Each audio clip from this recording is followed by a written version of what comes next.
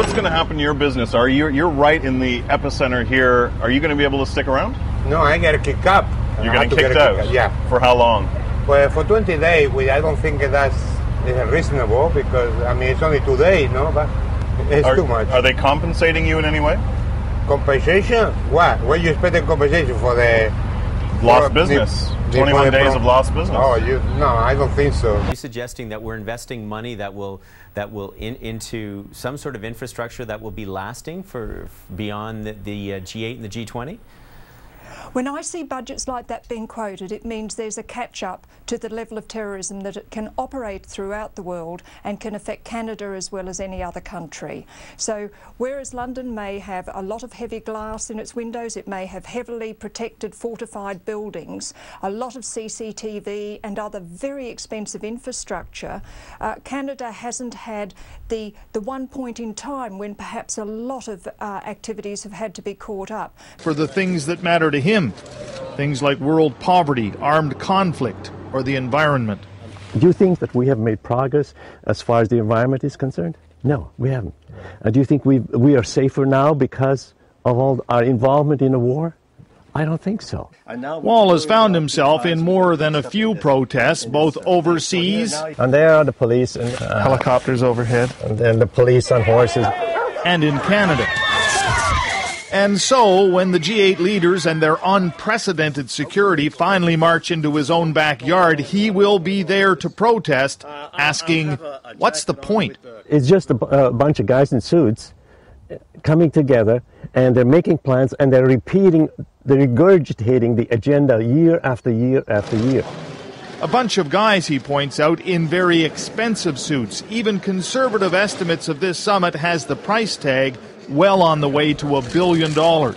Money, he says, that would be better spent feeding people or even reducing global debt. I don't know the purpose of the G8.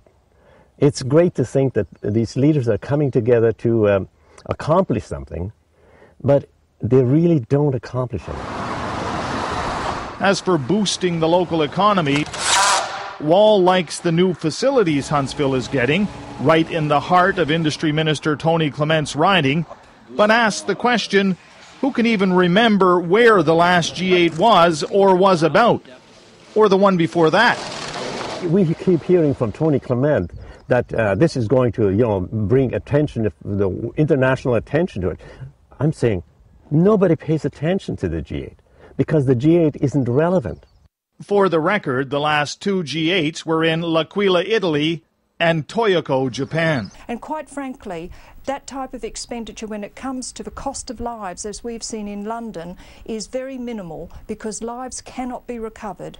The current terror attacks around the world are very serious. You're looking at suicide vests, you're looking at vehicles that may have explosives in, and quite terrifying attacks on populations. If Canada can get through this type of event and be very happy, it will be because there's been a very successful policing and security operation. Do you have any sense, sir, of what the kickback is here for the city of Toronto? I know that officials in Pittsburgh felt that the fact that Pittsburgh was being said over and over again for a solid week in the 20 biggest economies in the world was a payoff to them that they couldn't have afforded to buy. Well, that is a very important thing for Toronto as well. We have a great story here. We have a city that is a low-cost destination from both a tax perspective and a business cost perspective, that has some of the best human resources, that is alive with culture, that has literally people from every country in the world, and you can sure see that right now during the World Cup. It's an incredible story, but we never tell that story, or not nearly enough internationally.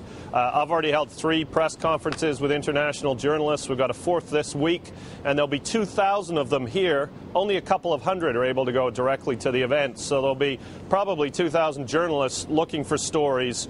We hope they tell the story about Toronto, and of course that's worth an awful lot for our business community. Porters, cleaners and cooks at 35 GTA hotels are fighting back. They voted 94% in favor of strike action that could start before the G20. If anyone would be justified in holding the G20 hostage, it would be hotel workers. It's the perfect opportunity to get the attention of the multinational corporations that own the hotels. They say they're making millions while they're being worked to the bone with reduced hours and split shifts. You don't have life, see? We want a strict 8 hours every day, not split hours. We are the people who make their beds, we greet them, we make their beds, we cook their foods. Come on, we deserve much better. Still, the union says it's not going to hold the city hostage. Workers at only one hotel, the Novotel on the Esplanade, could actually go on strike before the G20. The French delegation of media covering the G20 are supposed to be staying at the Novotel, and a strike would mean no service. The 100 staff who work here would be on the picket line and holding rallies. But with a third of hotels in negotiations right now, they're not precluding more strike action later in the summer. After the G20, there will be other hotels in legal strike lockout positions. It's offering a dinner and show deal at Second City, and many restaurants are offering summit deals. We are also doing a G20 week and weekend package, and that is if you spend money in the entertainment district, the same day show the receipt to participating restaurants, and they're going to give you 15% off your dinner. Fred Luck is the owner of Fred's Not Here on King Street. He will be one of the restaurants serving up the deal. He says smaller independent businesses like his can't afford to close, so they hope by staying open, people will come. We have a great police force. They are competent, tolerant, so I felt extremely safe to have them protect us. The hope is this empty patio is not the picture world leaders will get when they come to Toronto. And Tourism Toronto is busy gathering information about the places that will be open. They're going to give that list to hotels in the area so delegates know where they can eat and shop. They're also suggesting some restaurants stay open 24 hours to accommodate the international media that will be here. But the truth is, there are crazy people doing crazy things in this society. But the craziest people doing the craziest things are working for the New World Order, and many of them are vicious technocrats who have to impress their bosses, who are eugenicists, and they want depopulation by killing a lot of us in a number of ways. So I'm not trying to be depressing here, but what am I supposed to do on this show?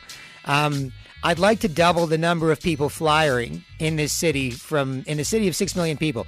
I'd like to double the number of people flying from at least 2 to 4.